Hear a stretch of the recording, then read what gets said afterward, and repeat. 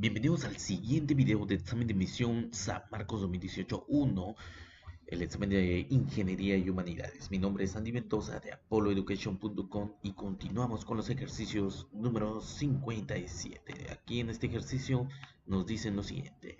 En la lengua española, la preposición a se debe emplear como marca de objeto directo cuando acompaña sustantivos de persona. Analice los siguientes enunciados y determine la oración en la que la secuencia a María cumple la función de objeto directo. Bien, veamos qué es un objeto directo. Un objeto directo, este elemento del predicado se presenta con verbos transitivos y se puede reemplazar con los pronombres los o las. Otra característica del objeto directo es que puede tratarse de un humano y no humano. Un humano cuya construcción empieza con la preposición a y no humano que requiere la de preposición. Ejemplo, Carlos ama verdaderamente a María. Este es un humano. A María, objeto directo. Este siguiente ejemplo.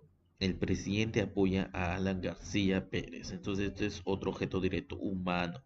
El presidente está vendiendo los recursos peruanos. Los recursos humanos, otro objeto directo del núcleo del predicado.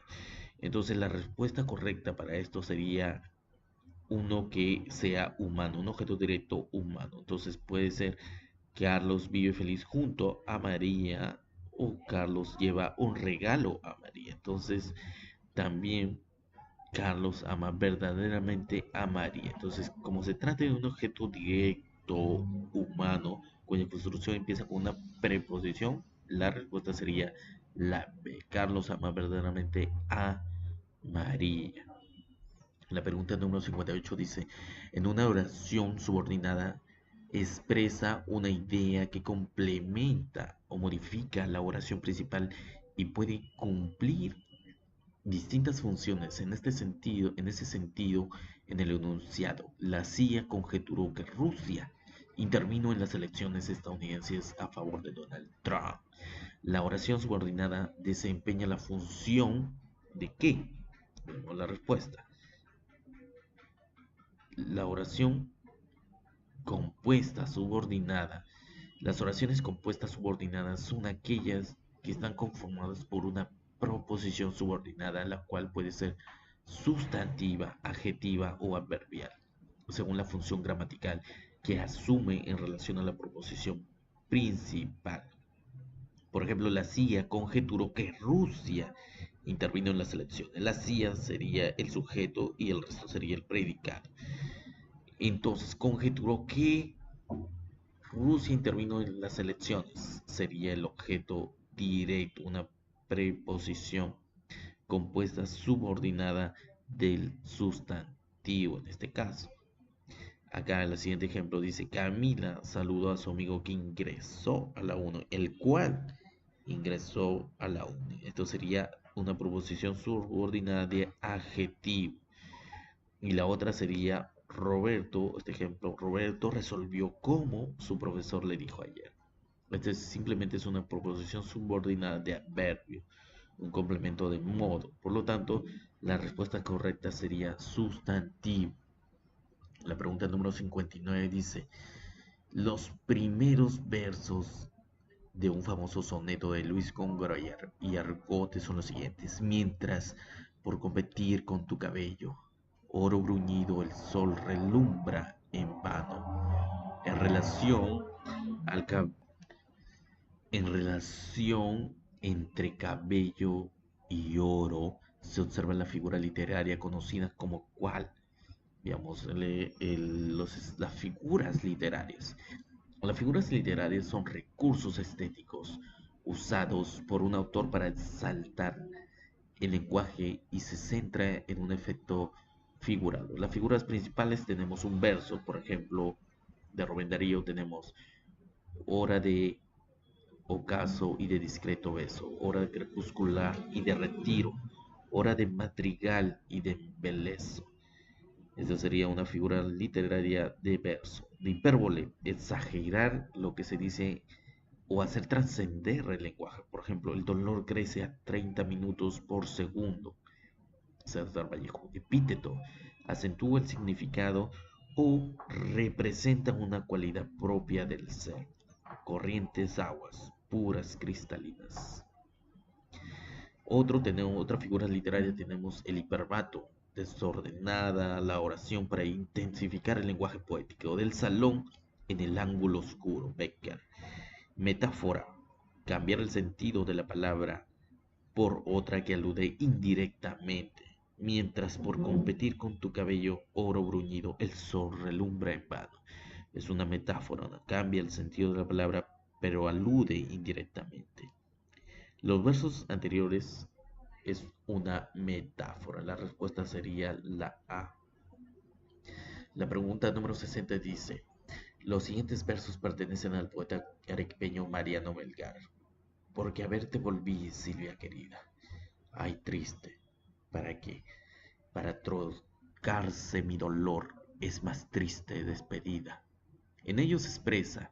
¿Qué se expresa en estos versos de Mariano Melgar? Es una literatura de la emancipación. En la literatura de emancipación se expresa el proceso de lucha contra el dominio español. Por eso adoptó un sesgo panfletario o de propaganda de patriotismo, Mariano Melgar. En ese periodo breve se expresaron mediante el periodismo, la misiva, la oratoria, la poesía, en la cual estuvo Mariano Melgar.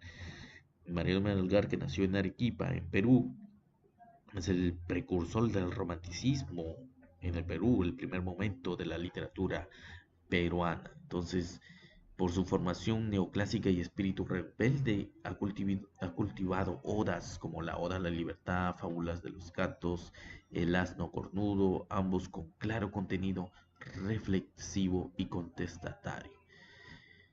Entonces, en los versos de Elegía uno dice: porque a verte volví, Silvia querida, ay triste, ¿para qué?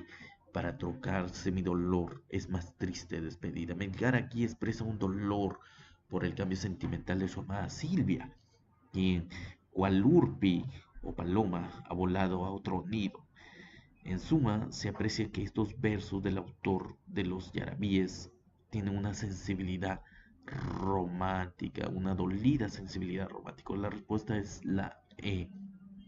La pregunta número 61 dice: en Crimen y Castigo de Fedor Dostoyevsky, el personaje Rodion Raskolnikov se halla sumido en un profundo conflicto interior que posee características culturales, psicológicas y éticas, políticas, psicológicas, sociales y políticas, éticas y culturales. Entonces, Carlos, que han leído Fedor Dostoyevsky, El Crimen y Castigo, tendrían por opción la respuesta B, psicológicas y éticas. Veamos por qué. Fedor Dostoyevsky nació en Moscú el 11 de septiembre, el 11 de noviembre del 1821, y es el máximo exponente de la novela psicológica rusa, el cual destaca en la obra Crimen y Castigo, en la cual el protagonista es Rodion Raskolnikov. Rodion Raskolnikov, hacemos un breve resumen, tras cometer un crimen de Alinov y su hermana Lisabela, comienza a sufrir una serie de problemas psicológicos, pesadillas y de conflictos éticos. Considera a Linovna un parásito social por una vida de miles de vidas salvadas de la pobredumbre. Sin embargo, mata a Elisabetta, que es una persona buena, y empieza ahí el conflicto ético. La duda que nos quedaría a nosotros y al protagonista si se trata de un héroe o un asesino. Entonces, es una posee características psicológicas y éticas. La respuesta es la B para la pregunta 61. En la pregunta número 62 dice la siguiente cita: solo tu nombre es mi enemigo, porque tú eres tú mismo. Seas o no Montesco. ¿Qué es Montesco? No es ni mano, ni pie, ni brazo, ni rostro, ni parte alguna que pertenezca a un hombre. O sea otro tu nombre. ¿Pertenece a qué obra? Bien, si recordemos la literatura del Renacimiento, el Renacimiento fue un movimiento literario desarrollado en Europa en el siglo XVI. Este movimiento asimila el humanismo, presenta una visión antropocéntrica, el hombre es el centro de todo. Entre sus representantes se encuentra Michel Montaigne, creador del ensayo maquiavélico, ensayista italiano. William Shakespeare, dramaturgo inglés.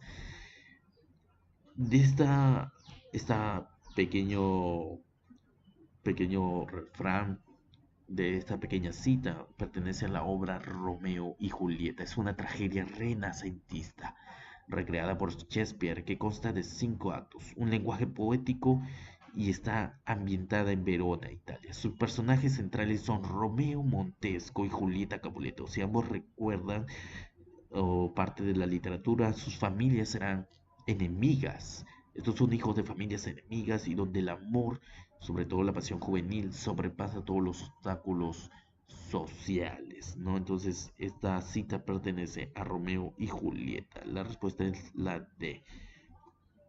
La pregunta número 63 dice: el olímpico cisne de nieve, con el ágata rosa del pico, lustra el ala eucarística y breve que abre el sol como un casto abanico. En estos versos de Blasón, poema de Rubén Darío, que característica del modernismo se manifiesta. Bien, veamos lo que es el modernismo.